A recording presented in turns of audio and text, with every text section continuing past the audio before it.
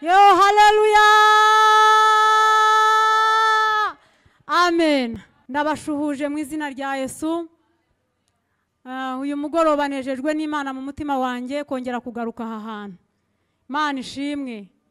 Njya mvuga ngo hano ni iwacu kuko majisha igisabo ntabwo rero nahatera ibuye. Yo, haleluya. Ntabwo nahatera ibuye kuko hano murampekeye. Imana ishimwe. Shimye Imana kandi ko yanyemereye kugera aha hantu ndiho namwe muriho. Imana ishimwe. Mperuka hano mbere ya Covid yadutwaye abantu baragiye, twebwe turasigara. Imana ishimwe. Haleluya. Hari abagiye bakomeye bazi no kwivuriza ahantu hahambaye, bari bafite na gikurikirana, ariko baragiye, twebwe turasigara. Imana ishimwe. Dushimishijwe n'Imana mu mitima yuko ituzigamye, ntabwo tugipfuye. Imana ihimbazwe. Ku mazina nitwa Janine Muhongerwa, ndi umugore mfite umugabo, ndashima Imana, ndi umubyeyi mfite abana. Imana nimumfashe tuyihe icyubahiro. Hanyuma iwacu ni mu ijuru, ariko ncumbitse mu isi nk'umwambasadirice w'ijuru mu isi. Imana ihimbazwe. Rero aho mbika iyi myenda ni Kabuga mu murenge wa Rusororo, ubwo simbibwiye. Hanyuma ndi umugenzi ujya mu ijuru, mfite itorero nsengera muri EPR paruwasi ya Kabuga, ndi umukuru w'itorero muri paruwasi ya Kabuga, ndi umuririmbyi mu makorali abiri, integuza n'abategereje. Haleluya. Hanyuma bakunze kunyita Mama Edmond, ndabibwiye bihagije. Hanyuma tugiye kuganira ku ijambo ry'Imana. Ariko mbere yuko tuganira ku ijambo ry'Imana, reka mbanze ntambutse intashyo z'umuryango wanjye. Barabizi navuye mu rugo mu gitondo, nabanje kujya mu murimo muri groupe tufite, ariko bari babizi ko ndi buze. Barambwira ngo ningera hano nze kubasuhuza. Hanyuma na groupe yansengeye, maguruka hariya nza hano, nabo bambwiye ngo mbasuhuze. Mwakira izo ntashyo. Amen. Tugiye kuganira ku ijambo ry'Imana. Difite intego ngira ngo bamwe muzi mufite, kandi ntabwo turi bujye kure y'intego Imana yashyize ku mutima wacu. Muri iyi minsi ni iminsi igoye, ni iminsi iruhije abagenzi, ni iminsi irimo akantu kameze nk'agahuge, ni iminsi irimo akantu kameze nk'akarangaza, ni iminsi irimo kugenda ishita naho ijijisha abagenzi ba Gisiyoni. Ariko turashima Kristo abifiteho umugambi. Twumvise ijambo badusomeye, Imana ifite umugambi kuva na kera. Ibwira Mose ngo agenda ubwire Farawo, niko batubwiye ngo nubwo wanze kurekura abana banjye, ngiye gukora ikikubabaza, ariko abana banjye mbabone. Imana ishimwe. Uyu mugoroba aba Satani yari yarafashe bugwate, Imana irakora ikibabaza Farawo, ariko abana b'ijuru baboneke. Bwana asifiwe. Tugiye kuganira ku ijambo rifite intego ivuze gutumbira Yesu. Twarayitambukije, iravuga ngo nutumbira Yesu, ibishashi byo muri iyi si ntabwo bizaguhuma amaso. Iyi si ifite ibijya gusa n'umucyo, iyi si ifite ibijya gushashagirana cyangwa bibengerana ukagira ngo harakeye, ndetse rimwe na rimwe rigahuma abagenzi bakibagirwa intego y'urugendo, kubera ko hari ibishashi, hari ibijya gusa n'umucyo byo muri iyi si, abagenzi bakibagirwa intego y'urugendo. Ariko Imana ihagurukije abantu muri iki gihe ngo bakure ubwoko bw'Imana kwa Farawo. Mubihagurukije nanjye ndimo, ngana gutya ndeshya gutya, n'urubavu rungana gutya, ariko Yesu akabona ko nkwiriye kumuvugira. Amen. Turaza kugenda tugaruka ku ijambo riri muri Zaburi ya 34, ariko remureke dufate undi mwanya dusome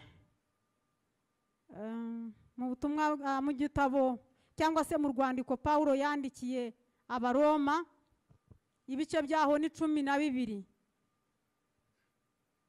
Rwandiko Paulo yandikiye Abaroma ibice 12, tugiye guhera ku murongo wa mbere dusome tugeze ku murongo wa 2,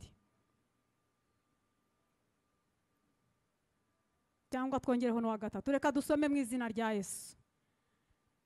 Ijambo riratubwiye ngo, umutwe w'ijambo reka tuwusome, haravuga ngo imirimo ikwiriye imibereho ya Gikristo. Paulo aravuga ngo nuko bene data ndabinginga kubw'imbabazi z'Imana ngo mutange imibiri yanyu ibi bitambo bizima byera bishimwa n'Imana, ariko kuyikorera kwanyu gukwiriye. Kandi nimwishushanye n'abiki gihe, ahubwo muhinduke rwose mugize imitima mishya, kugira ngo mumenye neza iby'Imana ishaka, ari byo byiza bishimwa kandi bitunganye rwose.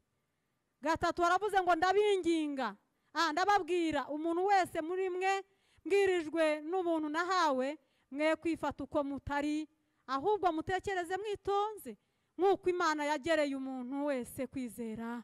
Mwakire neza ijambo ry'Imana. Haleluya.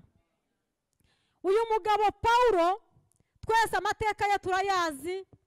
Yabanje kuba Sawuli, yabanje kurenganya ubwoko bw'Imana, yabanje gupfapanira mu idini, aripfapaniramo, ndetse hari nawe ayirata mu rwandiko rw'Abafilipi, aravuga ngo kubw'ishyaka yari afite yarenganyaga itorero, kumva yakoze umurimo, yakoreye Imana neza. Ariko ngo atumbire Yesu, umucyo wa Yesu mumurikire ku maso, arahumuka. Haleluya. Abona ibyarimo ko atari inzira nyakuri, arahindukira yemera gutumbira Yesu. Sifa kwa Mungu.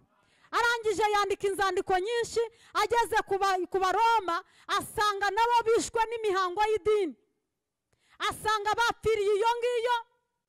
Arangije atangira kubabwiriza ubutumwa bwiza, abakurayo, abakuzayo ubuntu bw'Imana. Arabandikira arababwira ngo arabinginga kubw'imbabazi z'Imana, abantu bari bamaze kwimika ijambo, kandi n'uyu munsi dufite abarokore ijambo rivuga ngo agakiza kaba mu mutima.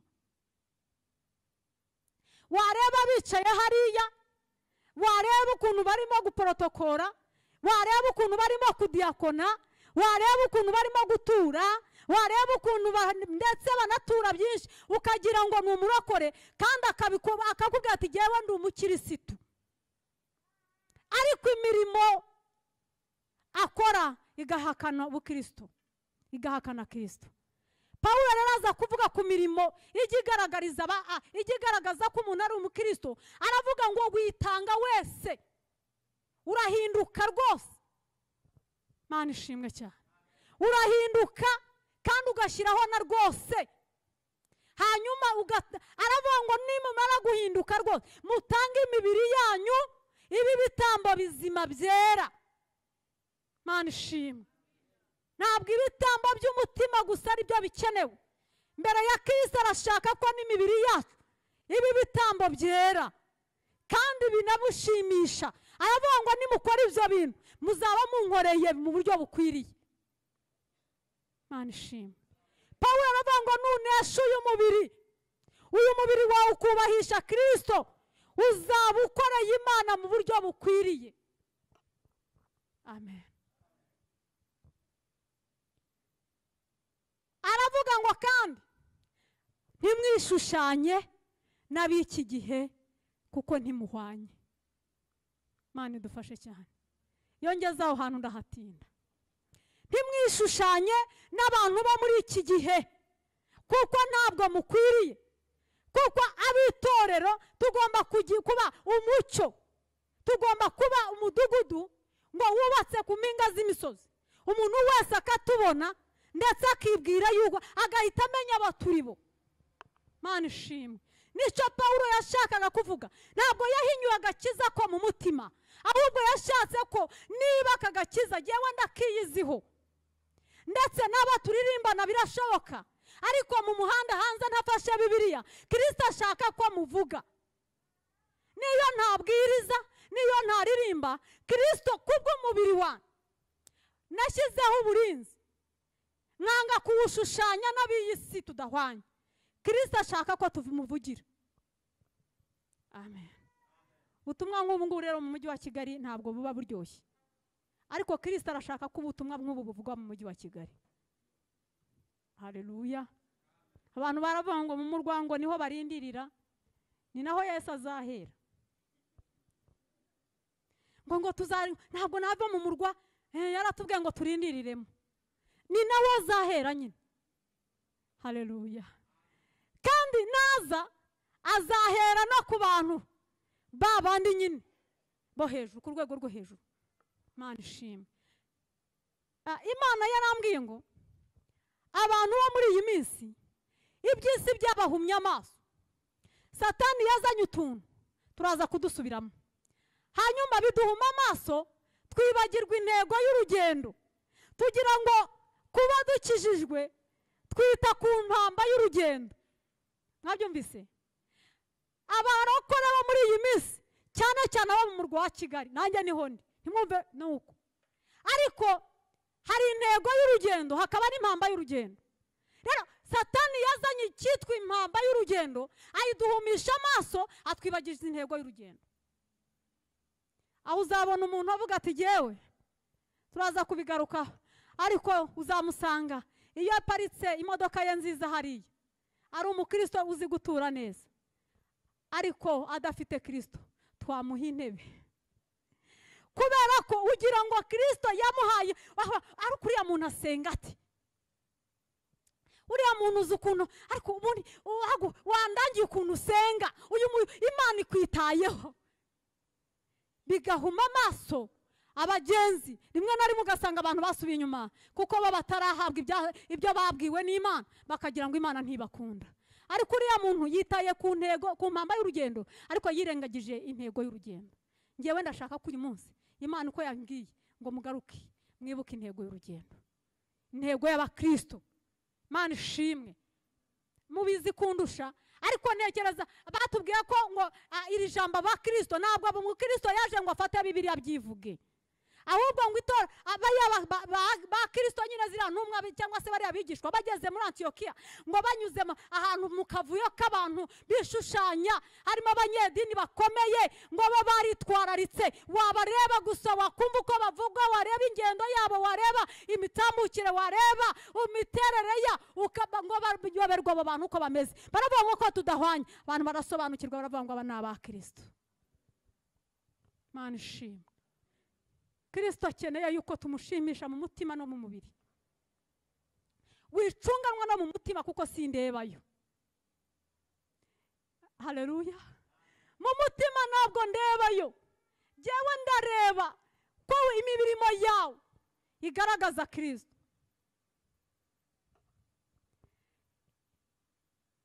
Reka dukurikiza ijambo riri mu butumwa bwiza mu rwandiko nanone kandi rwa kabiri rw'Abikorinto,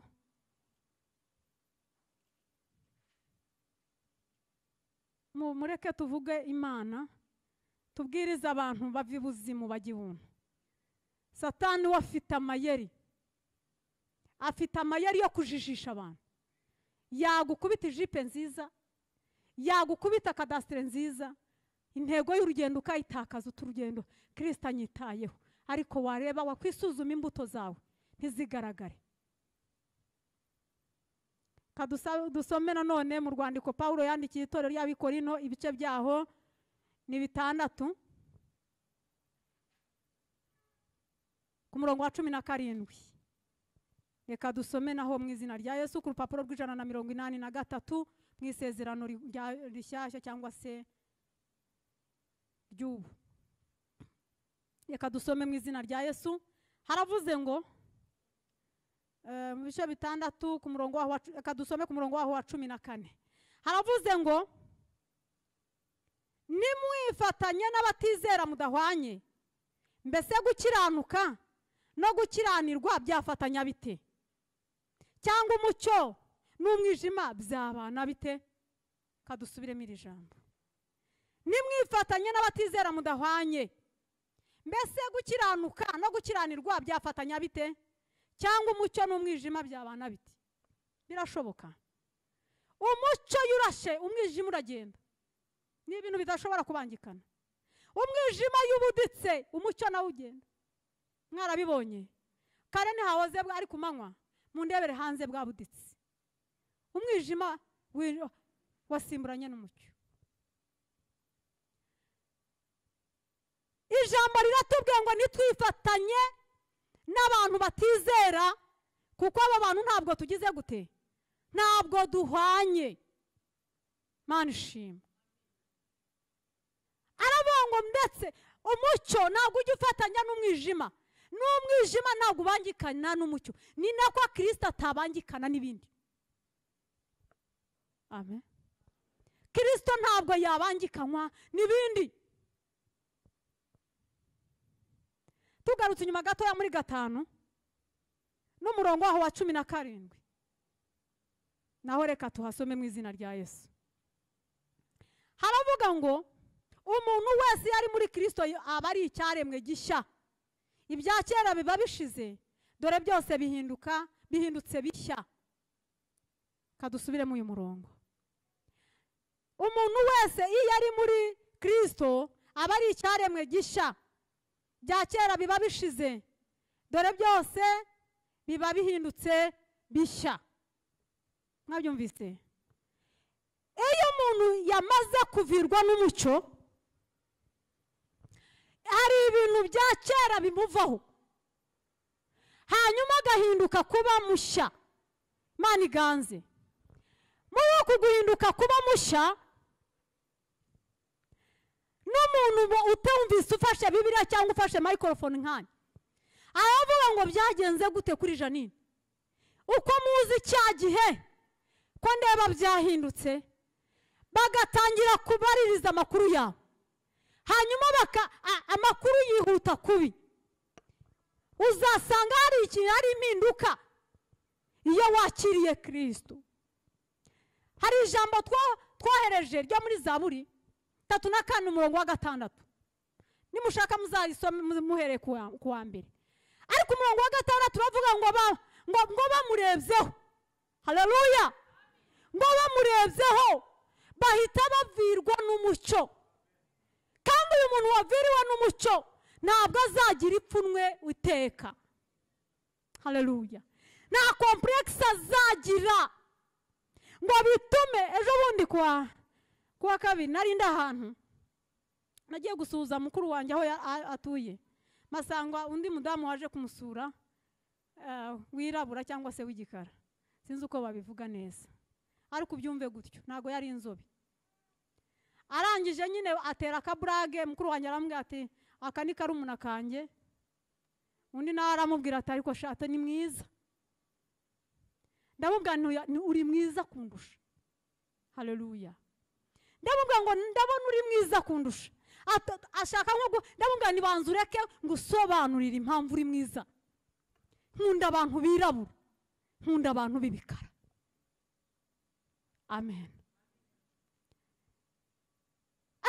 Ayo muntu rero ari muri Kristo ari igikara, ntabwo bimugora ngo ajye gushakisha amavuta azahinduka se na Janine. Napfunwa ry'uko bavuga ko ari mubi, yiyumvamo ubwiza budasanzwe. Sifa kwa Mungu. Iyo umukobwa yaviriwe n'umucyo, yarebye kuri Kristo akavirwa n'umucyo, ntabwo avuga ngo kugira ngo ntagumirwa ngenda ncemo kabiri imyenda nambara ubusa, nerekana intege nibwo bazambenguka. Yaviriwe umucyo arambara kwikwiza, kandi bakamurambagiza agashingirwa. Amen.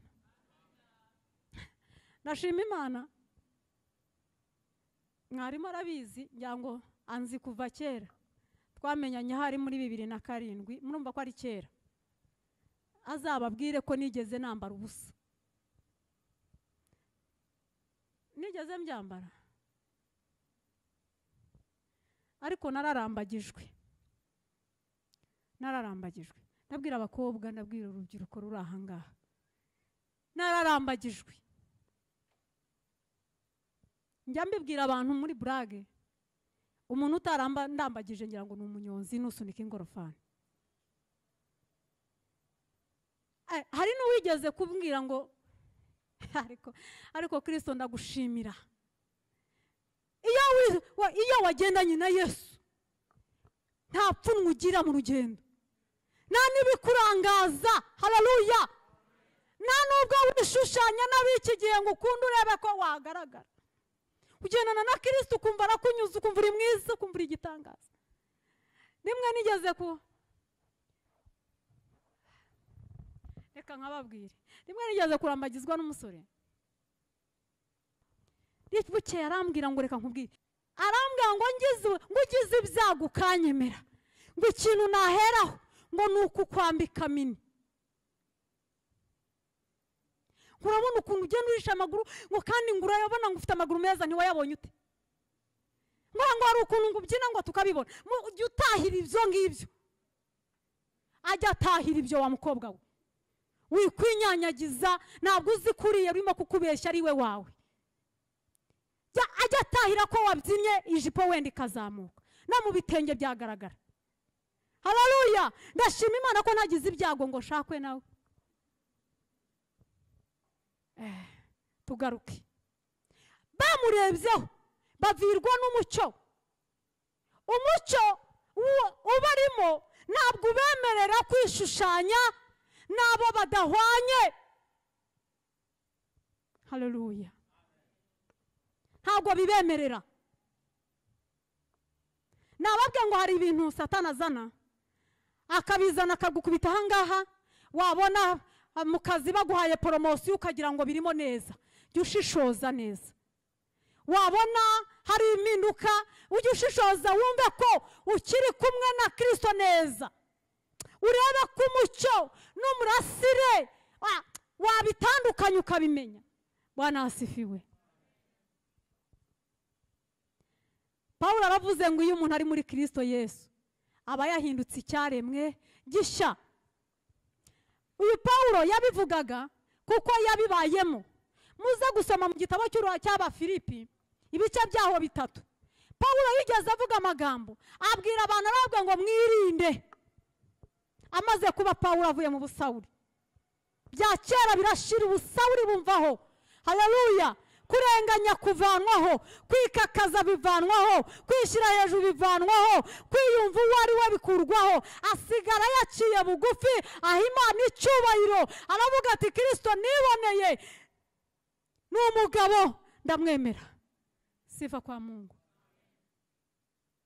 Agenda bivuga, muze kureba mu bice 3 kumuhera ku murongo wa mbere. Aravuga ngo mwirinde zambwa, mwirinde babandi bigisha gukebwa kudaturuka gukebwa kubi kudaturuka ku mwuka wera.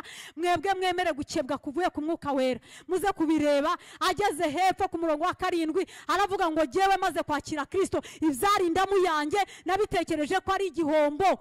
Mana ishimwe. Bya bindi nabonaga yuko ari inyungu kuba ndi mu itorero, bya bindi yari yishingikirijeho, aravuga ngo nabitekereje ko ari igihombo, ndetse mbabwiza ukuri nabonye ko ari n'amase. Kubw'uwo nahombye ibyanjye. Haleluya! Maze kumwakira hari impinduka nabonye. Sifa kwa Mungu. Maze kumwakira nabonye ibyo ntunze ari amase, nsanga gutunga Kristo bimagije ari ubutunzi butagira akagera. Sifa kwa Mungu. Uwo uri we wese nyemerera uhe Kristo icyubahiro kimukwiriye. Ukoresha ukungana ibyo utunze babituririmbiye, ibyo ntunze nanze ubwanjye ngo nibyo uwo mucunguzi. Nyemerera umwihe mu buryo bwiza nyabwo. Mana tugirire neza. Uzi umukobwa wishushanyije n'abiki gihe usanga ari ndakoreka, ntagirwa inama n'abasore nuko n'abagore nuko. Iyo twishushanije, Mana yarambwiye ngo muri iyi minsi ngo ubutumwa burimo kuvugwa abantu baravura baca hejuru y'ikibyimba ntibagikoreho. Niyo mpamvu itorero rya Kristo ririmo kujya mu buhenebere buteye ubwoba. Mana idufashe cyane. hari umuntu wigeze kutubwira uburyo umuntu ngo yigeze njyangwa n'ubushize narakavuze ubwo mperuka simbizi, mbona mvuga henshi simbizi.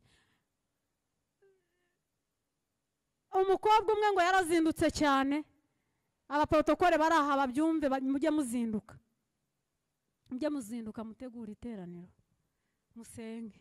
Umukobwa ngo arazinduka cyane n'akabaga arihuta cyane n'akaminike, ariko ntabwo muba muzi icyo bisobanura, ni ibice sibyo abantu bize siko bivuze, ntabwo biba byuzuye, ahubwo urambara ibintu bituzuye kubera iki? Ubundi wakujuje. Arambaye aragenda, iyo ngeze ahangaha rero bene nk'abo bandakarira kubi. Haleluya! Mureke tuvuge ukuri ku batura abantu ba Kristo, turaririmba ngo twarabatuwe kandi tukibaswe. Umukobwa ngo akangije kubitana n'umugabo wirariye Kadirake ngo atangira kumukoraho, undi ati toka Satani ati kwa jina la Yesu, atamusora ati mbabarira nabona gusa n'uwo twararanye. Agiye ni protokole. Nawaza mbwira abantu kanamwe mbabwire, nimwe nigeze kurota hari ikibazo se nimujya murota mwebwe? Nararose none ndota ngo pasiteri wacu ahagaze nk'aho ngo ahagaze ku gatuti, ngo aravuga ngo nimwumve itangazo ryavuye ubukuru. Tangazo ryavuye ubukuru rivuga ngo nta muririmbyi uzongera kuririmba yambaye mini. Hari mu kwezi kwa gatatu. Ndavuga ngo nubwo abantu banze kumvira umwuka wera ngo abayobore, ariko hari itangazo rivuye ubukuru. Mbwira abantu niyo byitava hari, ariko wenda bikava kwa gitifu w'umurenge rizubahirizwa. Yego turashimira Imana ko Imana iyo yavuze isohoza. Munsi ngo barimo barashakishwa, torero ryanze kwivuga, abashumba mwanze kubivuga, Kabera arimo arabikora neza. Haleluya! Ari mu mwuka neza, ari mu mwuka neza, yumviye umwuka. Imana yarabimbwiye n'ukuri kuyamamagaye mpagaze ku gatuti. Tangazo rivuye ubukuru. Ndavuga ngo niyo ritaturuka kwa perezida, rikaza rigaturuka kwa meya cyangwa kwa gitifu w'umurenge, nziko rizubahirizwa. Ya haleluya! Mureke twumvira Imana. Twari tukwiriye kuba turi impumuro y'isi torero. Haleluya! Byebura bakavuga bati mu barokore ntituzabona, ntabwo tuzirirwa tujyayo. Bo babikemuye kare, bazi kwiyubaha, bakubaha umwami wa. Mu barokore nimujyeyo, iryo tangazo ntiribareba. Murebe muhinire za Kadirake hariya hirya. Ariko uyu munsi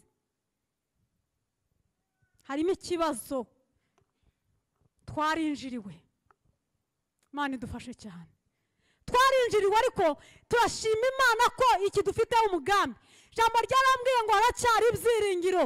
Uyu munsi kuba tugiterana nuko Data kije agifite amazi yo gusukira. Igiti nicyumva amazi cyo gushibuka kiri bushibuke, icyo gushibuka kiri bushibuke. Imana iganze. Umuririmbyi arajya kuruhimba akaririmba nk'uwaraye hari. Umugore agatwita, abagore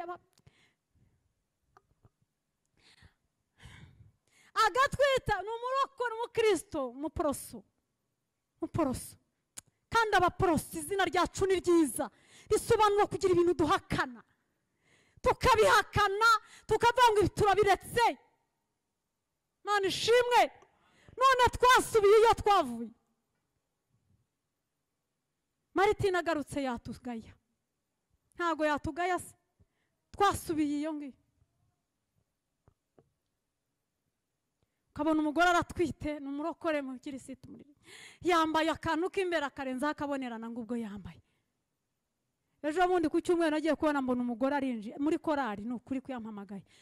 Na Kajene Mariye karatwite, ureba inyuma, data we yambaye akantu kagera ahangaha kadakaragera iriya, ari kumwe n'umugabo waramushoreye.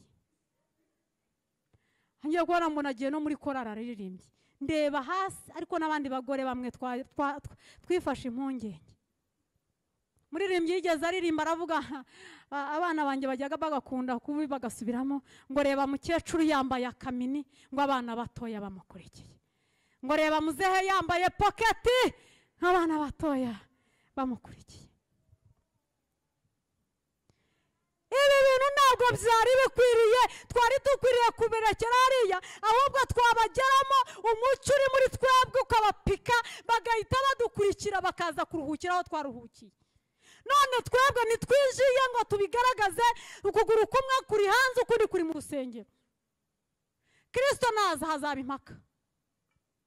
Jambo ryarambwiye ngo abantu, ni naryo jambo rijya rituma nsenga nkezwa cyane, ni ijambo rivuga ngo kuri uyu munsi w'urubanza abantu bazarekarama ngo twarabwirije, twararirimbye, twarahanuye, twaraprotokoye na ya mirimo yindi yose n'amaturo twafashe n'abakene ngo sinigeze kubamenya. N'imvune twagiriye muri uyu murimo simbabwira ko mperuka mu rugo iwanjye mbere ya saa sita, zendagerayo ryari mfite uruhinja rw'umwaka n'amezi angahe, uzarambona ryari. N'imvune narigiriye muri uyu murimo, data nta Celestin ngo ambwira ati wagize neza, warihanganye, waririnze, uririnda, waririnze, uritwararika mwana wanjye akira felicitation, icara hano ndayishaka. Haleluya. Ndumva ashaka kuzumva Kristo ambwira ati felicitation kuburangije urugendo amahoro. Amen. Paulo aravuga ngo ibyarinda mu yanyu nabitekereje ko ari igihombo. Tugiye gusenga Imana. Hari ibintu waba wararetse ku bwa Kristo. Dufite ibibazo, abantu uko twari turi Rodebari, tuririya hirya, niko twahagurutse duhindura karitsiye, duhindura karitsiye twakoreragamo amaseta n'ibindi, ariko ntitwahinduka rwose. Ariko Kristo arashaka ko duhinduka rwose. Urubyiruko rwacu rw'abasore nzi ko bajyaga bambara ba Celestin abangaba, tatawe Imana iguha umugisha, twarasenze. Ariko mu gihe cyatambutse namwe mubyibuke mwabasaza mwe mwicaye imbere yacu, dukeneye n'impanuro zanyu, muze mwongere mutuvugurure. Umusore yamaraga kumva yasoretse, wabonaga akunda gutebeza agashyiraho umukandara. Ntacyo abantu uyu munsi yambaye Lacoste ntabwo byemewe, ariko byibura yambaye umukandara yazamuye. Ariko uyu munsi muri worship twarabimanuye, turaza tukarire pocket ya yindi bita ngo ni boxer ikaza hejuru, kandi tukabira ibyunzwe ngo twaririmbye. Ariko nta mukandara nigeze ngo urebe umukandara ntafungiraho mukwira, kuko mwabibonanye aho kwigana Imana, aho kwigutumbira Yesu ngo abigishe, mwatumbiriye umuntu. Abantu impamvu barimo kudindira muri rugendo, bararebera kuri Emakire, bakarebera kuri Janine, bakareba, kandi birashoboka ko bari abantu urugendo rwabo wenda rwararangiriye, wowe uri muramurebera nk'icyitegererezo, kandi imbere ya data yarabonye rwararangiriye aho ngaho. Tumbira Yesu wenyine. Haleluya. Hanga amaso Yesu, niwe muhanga, mumutumbira. Ibi byose bimyasa, ibi bishashi bigushuka ntabwo bizagutesha intego y'urugendo, uzakomeza. Njya nkunda iki gisirikare cya RPF, nkigiraho cyane. Njya mbwira abantu ngo numva twirwa turimo ngo turabasirikare, ariko indangagaciro ukazibura. Umusirikare baturuka hariya ku mipaka ngo bari bafite slogan ivuga ngo hata tukonde kama misumari, nywele zetu n'imisatsi zitoke kichwa. Urumva, nidushaka tunanuke, nidushaka tumereremo impara cyangwa si nuko n'imvi zize, hatuwezi kurudi nyuma, tutasonga mbere mpaka Kigali. Bo baravuga bati nta kintu cyo kutudindiza muri uru rugendo. Haleluya. Twasonza, twakwambara ubusa, twagumirwa, kundi aravuga ngo nta mpamvu yo kutwibagiza intego. Mana ishimwe. njya nkunda bariya abantu bariya Abaheburayo muri Zaburi ya 84 ngo bari batumbiriye ngo bakibuka ko amasezerano nabo bafite ari meza ngo ariko bagatumbira gakondo bakabona ibyiza birimo sifa kwa Mungu ngo bakabona ibyiza birimo birusha igihugu barimo kuba cyiza. No mu Baheburayo niko havuga. Hanyuma ngo muri abo bantu ngo bagendaga bagwiza imbaraga z'umutima. Imana ishimwe. Bagwizaga imbaraga z'umutima akari ku mutima kagasesekara inyuma. Bakagenda bagwiza imbaraga z'umutima. Hanyuma ijambo nkunda ngo buri wese muri bo ngo yabonekaga mu maso Imana y'Isiyoni. Yabonekaga mu maso y'Imana y'Isiyoni. Imana yajya kumureba kuri ekara nka kuri ikamubona. Haleluya. Ikavuga ngo naca aracyari mu rugendo nubwo bikimeze gutyo naca ariko aracyari umugenzi ndacyamubona akaboneka mu maso y'Imana y'Isiyoni. Mu Baheburayo hakavuga ngo n'Imana ntiyakorwaga n'isoni zo kwitwa Imana yabo. Uyu munsi uri ku rwego Imana yishimiye kuyivuga. Uyu munsi uri ku rwego Imana ivuga iti ntacyo. Jambo ryarambwiye ngo nimwitondere isezerano mukitondera amagambo nababwiye mukirinda muzambera amaronko. Imana ikeneye ko tuyibera amaronko nshuti. Kavuga ati nubwo hari abampombeje ariko mu itorero harimo amaronko. Ntacyo nzajyana abangaba, ntacyo nzajyana uyu nguyu, abandi naho byakwanga. Nshuti reka kurebera kuwo muririmbana. Wituma umwimerere w'intego wiyemeje. Wituma umwimerere. Amen. Ngo bamurebyeho bavirwa n'umucyo. Uyu mucyo yuri mu mucyo ntabwo kwemera gukabakaba. Ari ndimo mvuga kuri uriya rubyiruko rw'abasore twaje kuza kumenya amakuru ko mwebwe mutuye muri kapitali neza kuruta twe tuhagera nyine habaye impamvu, ariko muraharara mukahabyukira muzi byinshi kuturusha, ariko ibyo tuzi nabyo turitwararika tukabyigiraho. Uzajya kubona ubona abasore bo hanze ahangaha niho bamwitorero bakuye uyu muco bakambara pocket, ariko uyu ni umwuka cyangwa se ni sinye z'abatinganyi. Hatubivuge ntacyo. Mujye mubwira abantu kuri abantu bave mu bubata. Hanyuma twamureba ngo uriya n'umusitari, jewe nigana sitari runaka, umuhanzi runaka. Mwakwiganye Kristo nk'abana b'Imana bakundwa. Yesu niwe cyitegererezo cyacu. Paulo yandikiye Abaroma mu bice 15 titire aravuga ngo Yesu niwe cyitegererezo cyacu cyo kutinezeza. Haleluya. Tumurebereho, nitumurebereho ntabwo iyi si izatunesha, ntabwo iyi si izadushuka. Hanyuma kuko bitabemereye kuzamura ngo bambara umukandara, urubyiruko rwo mu itorero natwe tukabyambara. Bavuga ngo tuzajya mu ijuru kureba bari turirimba neza, bashyiramo igisirimba ni number 1. Mwigana Imana. Haje ibintu byo gukaraga imisatsi nabibonye no mu makorari hirya no hino ngo babonye umusitari runaka umuhanzi. Ubizi ute ko mu ijuru bamubona? Kuri finali wenda bazamwihakana. Hanyuma waba mugende wasenze Imana ko Kristo ari we cyitegererezo cyacu. Amen. Nahoze mbwira abantu nti muri iyi minsi kubona umugore ngo umutandukanye n'umukobwa biragoye. Kindi cya kabiri udaturutse imbere, kubona umugore cyangwa umukobwa kumutandukanya n'igitsina gabo biragoye. Keretse uturutse imbere ukabona ko afite amabere. Ariko wagumye uko Kristo yaguhamagaye, uko yakuremye.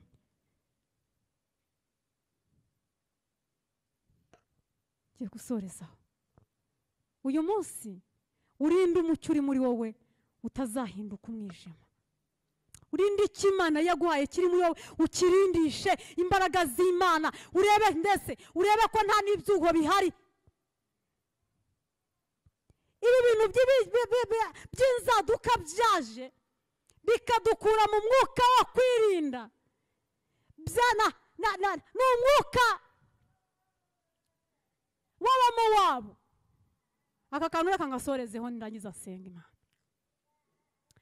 Umunsi umwe umugabo witwa Baraki yitegereje ubwoko bw'Imana, arabureba abona bariya abantu ni abantu badasanzwe, ntibifatanya nawe, ntibishushanya nawe. Mu kwishushanya mwumve ko ari ukwisanisha.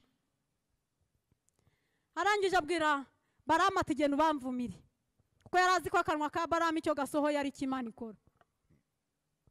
Arangije yajya kubavuma hagasohokamo umugisha. Haleluya. Hari abantu hari umwihariko w'Imana. Hari abantu b'ingarigari ya Kristo batapfa kuvumika, batarogwa niyo bakoresha uko bashoboye, batarogwa ngo bapfe, batashora mu ngeso ngo bazijyemo, nubwo aba bantu bari bakoresheje uko bashoboye. Hari ingarigari za Kristo akavuga ati ntacyo, Mana ishimwe. Hanyuma ngo Baramu ugiye kubavuma biranga, arangije ngo asubira aramubwira ati byananiye, atongera ugenda ugerageze biranga. Arangije Baramu, ariko Imana iturinde abahanuzi b'indonke, nibo barimo gutuma ubwoko bw'Imana bupfa. Barahari, muzababona baze bigira ukuntu bazane imyuka y'abaeliminate bayizane ku ruhimbi ngo baje kutuhanurira. Hanyuma reka nihute ngo aramubwira ati rero buriya bwoko ni wabuvuma, bariya abantu ni abantu b'umwihariko wa Kristo cyangwa se w'Imana, ariko hari ikintu gitoya wakora umuvumo ukiyinjiza ntarinze navuma. Ngo aramubwira ati wowe wohereza Abamowabukazi ubaye inyama cyangwa se ubaye intonorano cyangwa ziriya nyama ziterekerejwe, uzibahe bazinjize rwihishwa. Mwabyumvise? Nibamara kuzikoraho umuvumo uzahita wizana. Niyo mpamvu murimo kubona utuntu tw'udufashoni barimo kugenda bagira gutya abantu, ako Yesu we, mureke tujya kuri aya macanozi turimo kureba ijambo ry'Imana, ibindi tubiveho. Mugira iyo nama, nuko Abamowabukazi barinjira, twinjiriwe n'Abamowabukazi rwihishwa. Niyo mpamvu barimo kutubwira ngo agakiza kaba ku mutima. Ako kagozi niko kamaze Abakristo, niko kazatuma ku munsi w'urubanza amarira azaba menshi, akavuga ati nararushye, ntako nagize. Abamowabukazi batuziritse akagozi kavuga ngo agakiza kaba ku mutima, ntibazakubeshye. Wowe genda uko wishakiye, wihindanye nk'uko ab'isuko bameze, upfa kuba ujya mu rusengero. Ese pasiteri na mwarimu ntibakuzi, n'abadiyakoni nta nubwo. Ariko mu ijuru hariyo bariyeri. Muririmbyi niko yaririmbye aravuga ngo tuzatanga resepasi. N'umugabo nta bwenge niko yishukaga. Uyu munsi muririmbyi wa 99 mu gakiza gitero cya gatatu aravuga ngo mu gihe ubonye hagize icyaza kikandemerera gishaka kuntesha inzira yawe, uzaza uca uwo mugozi, uzamboshye umutima, nezezwa no kubohoka nkabona uko ngukorera. Gukorera Imana uriho akaziriko k'Abamowabukazi ni kabi, kariya katsindwa ni akagome, ntabwo gatuma uhumuka. Karakubwira ngo amasengesho yose ntuzayasibe. Ni nako niyo abadayimoni ngo bigeze kuvuga bavuga ngo Abakristo ntabwo mwababuza gufata Bibiliya ngo bajye mu rusengero, ntabwo bagukundira. Nta nubwo muzabuza abahanuzi guhanwa, ntabwo byakwemera. Ariko wowe gusa uzababuze gufata ijambo ry'Imana ngo baryimike mu mitima. Uzabazirika akaziriko binjira n'urasoho kongera bakanyage. Ariko uyu munsi haracyari ibyiringiro ko uyu munsi warokoka ukaba amarongo cyangwa ukabirongo ry'Imana utarebeye ku bandi.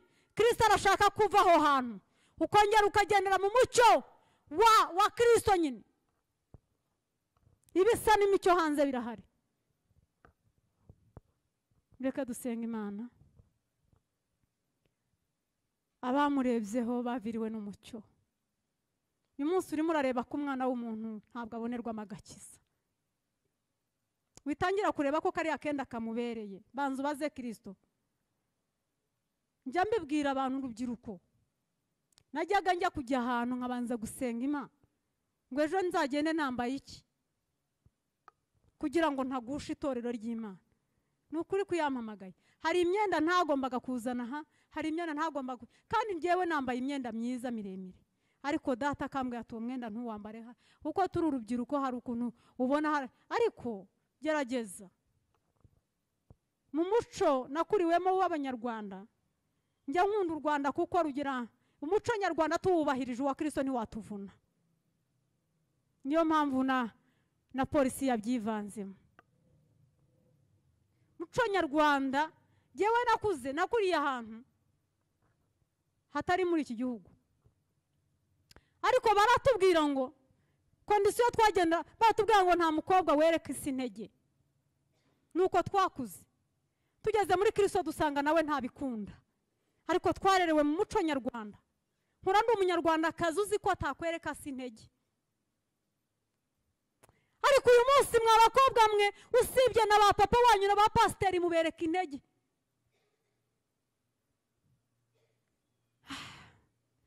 Uru rugendo rujya mu ijuru rurasaba kwiyemeza, ukiyanga, ukagira ibyo usiga ku bwa Kristo, ukavuga ngo ndabihombye ku bwawe, nawe uzanyungure nzungukire muri uru rugendo ko gushaka gusa. Ntabwo ngiye kwinyanyagiza ngo nkunde nemerwe. Nta nubwo nari sinzi niba natinze amasaha, ntabwo nabayambwiye, ariko mureke mbabwire, mureke dushake Kristo, dushakishe ukuntu twamenya ibyo dushakaho kuruta kubaza umuntu. Reka nsoreze kuri aka kantu k'umuntu umwe wigeze kuza. Imana irambwa, hari abakobwa batatu arabazi ya mugabo, batatu twabanaga, umwe ni bari abarumuna banjye, ntabwo mbavuga izina kuko nabonye muri ahantu henshi. Imana irambwa ngo genda ubambarize. Ndibuka turi abakobwa twari batatu, ingiye no dushyingirira rimwe, ndababanziriza uwa kabiri mukubita amezi abiri, niba ataratata barashyingiwe, uwindi twashyingiriwe rimwe, ntabwo yigeze dutera ishyari. Hanyuma twajyaga duhagarara tukavuga Imana, umwe akajya mu nguni undi akajya mu yindi, tugasaka itorero cyangwa iteraniro. Nyuma ejo bundi hafi neza ya COVID ahari, niba atari nyuma ya COVID, ni imbere gatoya, Imana imbuza amahoro irambwira ngo genda ubamfatira ubanjyanira ahantu nko ku kagezi, ubampondagurireyo, bambarize ngo cyagihe ko bahagaze bamvuga bambwira ngo nabakuyeho imyambaro y'abamowabukazi, mbakuraho amaherena n'ibiki, bambarize ninjye wongeye kubabwira ngo nibabisubizeho. Twari turi ahantu twagiye mu kajaride ka Nyarutarama, hariya twicarayo turinenga turataha, barihana ngo bagere mu iteraniro babusanga mu bindi bihe haza umumowabukazi witwa umukozi w'Imana, araza urwara rumwe ni icyatsi kibisi, urundi ni umuhondo, urundi ni umutuku, urundi ni ubururu, uko inzara zisa, uko zingana, umubare w'inzara ufite n'amarangi na za zindi z'incomekano. Ahagarara ku ruhimbi nk'uku nguku, arangije aravuga ngo, kandi uwo muntu yari avuye mu itorero rya ADEPR kandi rirera neza, niyo baka umutima wenda bitagenda neza, ariko hanze barera neza. Ahagarara imbere y'iteraniro ngo aravuga ngo jewe urumva nazanzaraze, jewe ubu urukweto rwa make nambara n'urw'ibihumbi 100, ibyo ntabwo bikwiriye ku ruhimbi. Rwambare ni byiza tubone waberewe, ariko hari uwamaze kabiri atarya, abana barimo bararira, urimo uraza kumubwira ngo urukweto rwa make yambara n'urw'ibihumbi, n'inzara zimeze ukuntu.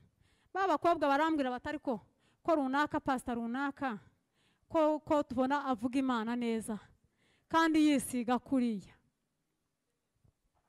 ko tubona avuga Imana neza. Kabiri na rimwe baragiye ubu hari umwe niba arimo kumwibuka iraza kumumubwira, ntabwo muvugira muri iri teraniro, muramuza ahari. Ubu ngubu yabaye iciro ry'umugani, umwe aravuga ati wabonye runaka mwahuye, hatiye bati babonye akenda yambaye, atagapantaro wakabonye, ayo utuntu twose yadusubijeho, ariko arahanura, nukuri yarampanuriye, nubu aracyamanurira. Ariko ngo simwitayeho, simureba nk'ikitegererezo cyanjye, mpanura uko nategetswe nawe ahanura, ariko kuri finali bizerekanwa. Inzu yo ku musenyi no ku rutare byari bisize kimwe, ariko imiyaga ije n'imvura bihuye byose byikubise kuri za nzu, iyo ku rutare iragaragara n'iyo ku musenyi iragaragara, bizagaragarira kuri finale. Ariko uyu munsi haracyari amahirwe ko warokoka. Hari ukuntu wumva twakwingingira Imana ngo uhaguruke, wenda wafashe umuco ukopera abantu ariko wirengagiza gukopera Imana. Ntabwo pole sana, ntabwo wari ubizi, ariko uyu munsi ukimara kubimenya hari icyo wahindukaho ngo uhaguruke tukwingingira Imana. Reka dusenge. Mu murwa nuko bimera nyine, dukizwa mu gisirimu, ngo niyo dufashwe tugomba kugira. Ariko ku itariki 13 z'ukwezi kwa gatandatu Imana yantumyeho iransanga mu ijoro kabiri, Zaramba nagabizi, irambwira ngo nsezere ndatashye. Ambwira ngo ezwa kuko ndagucyuye. Hari tariki ijoro ryo ku itariki 13 z'ukwezi kwa gatandatu, ubundi mu minsi y'inyongezo irambwira intumaho marayika aranyizira inshuro ebyiri mu nzozi. Hanyuma ngo mbyuke na nyuma gatoya nkagenda mbitekerezaho, nzakubwira Imana ndayibwira ngo ndabyanze, ntabwo nataha. Unyuye utese? Nayibwiye amagambo, nayibwiye ngo mu ijuru amazu yabaye makeya nko mu isi se, ko mu isi imidugudu yo yuzuye abantu babyigana ngo kavuga ngo nutayitaha abandi barayigutanga. Iyangira ugize impinja zanjye n'ibiki, umugabo wanjye sigaye ari muto, utuntu turaho ndapfundikanya. Iranyihorera cyokora irambwira ngo ntabwo ugitashye. Ariko ejo bundi muri iki cyumwe nibwo yambwiye ngo impamvu nakugaruye ziriya wampaye sizo, ziriya wampaye z'urubyaro ninjurera, nigewe nijyukuza, ntabwo arizo. Aya masezerano dufitanye ntabwo ariyo ngendeyeho, shingiye ko gusa iyo nakubwiye kumbwirira abantu ngo bave ibuzimu bajye ibuntu bivuga. Haleluya! Ngiki kitumye uyu munsi nyagaza aha, ariko ubundi mba naratashye. Ndabyibuka nageze n'imbere y'umuganga, nararwaye, ngeze imbere y'umudokiteri, arambwira ngo niba usenga uzakira, niba udasenga ntuzakira. Arambwira ngo ibyo urwaye ntabwo wapfa kubikira. Ngi Kanombe barambwira bati nuko kubaga byihuse kwa Jinara Yesu nsengera mu mutima. Barangije barambwira bati ariko banza utanga ikizami, kigiye kuza basanga nta kanseri ndwaye. Bari bihuse kumbaga kandi ntabwo byari bivuye mu mugambi w'Imana. Dufite Imana, haleluya, iradukunze. Nubwo uyu munsi Satani yakora iki, ntabwo wamucika.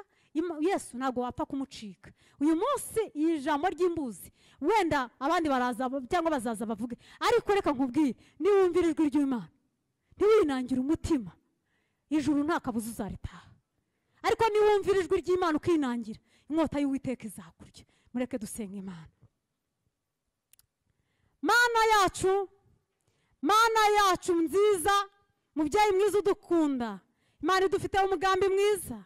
Uyu mugoroba turagushimye, ntabwo wakwemera yuko dupfa tuzize ibyaha n'ibicumuro. Kuva na kera kare wadutumagaho intumwa n'abahanuzi, n'uyu munsi ni kuki bikora. Izina ryawe niryubahwe. Uyu mwanya dusengeye abahungu n'abakobwa bawe bumvise iri jambo. Birashoboka hari umuntu Uwiteka wavugaga ati mbega uko nitwara ugu ntibihagije, ariko ijambo ryawe rikaba rije rikamurema bundi bushya. Nyemerera Uwiteka ubwoko bwawe bagirirwa ubuntu bwo kongera kukumva bundi bushya, bagutumbire, kuko nibagutumbira wavuganye nanjye ngo umuntu wese uzamwiyereka, ntabwo azagwa mu rwobo, ntabwo azayoba inzira, ntabwo Satani azamushobora, ndetse uzabohora ubuzima bwe, uzabohora ubugingo bwe. Sengeye iri torero gukomeze wuzuzemo ijambo ry'imbaraga rirema abantu ubu Kristo nyakuri rubavana ku rwego rwo gisuzuguriro cy'abadayimo rukabashyira ku rwego rwo kubahwa n'Imana. Ubahisha abahungu bawe, ubahisha abakobwa bawe, kugira ngo nabo bakubahishe, bahe kugendana nawe, kuko tutagendanye nawe iyi si yadukurura, kandi irimo rwose ibidukurura. Ariko nitugendana nawe ukadufata ukuboko, nta kabuza tuzanesha. Kandi nudufata ukuboko ukadukomeza, twumvise ijambo ryawe ritubwira ngo umwungeri mwiza ngo ajye agenda imbere y'intama, ndetse kuko intama zimuzi ntabwo zita ku majwi y'abungeri ba. Abandi bungeri barahari bahamagara, abandi bungeri barahari bafite amajwi, ariko uduhe kugendana nawe. kandi uduhe kugukurikira kuko turakuzi, kuko ijwi ryawe turarizi, kuko imbuzi zawe turazizi, kuko impumuro yawe uko uduhumurira turakuzi. Uturinde kongera kumva amajwi yandi. Iyi minsi iragoye, igoye buri mugenzi wese ugisiyoni, kuko Satani ashaka isasa azisasira. Arazana amayeri y'abadayimoni, akazana amayeri y'abamowabukazi, tukisanga twariye ku ntonorano tutazi ukuntu byagenze. Ariko nudushyiraho uburinzi tuzakomeza urugendo mpaka Isiyoni. Nudushyiraho uburinzi tuzakubahisha, tubona tukubera amaronko.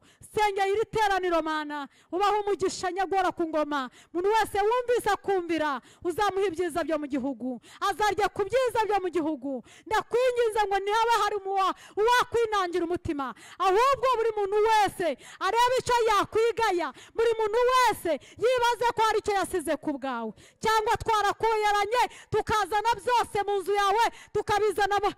Utugirire imbabazi. Urakoze, turagushimiye kandi turakubashye, tugukomeye amashyi, twakira imbabazi n'ubuntu bwawe mu izina rya Yesu, amen.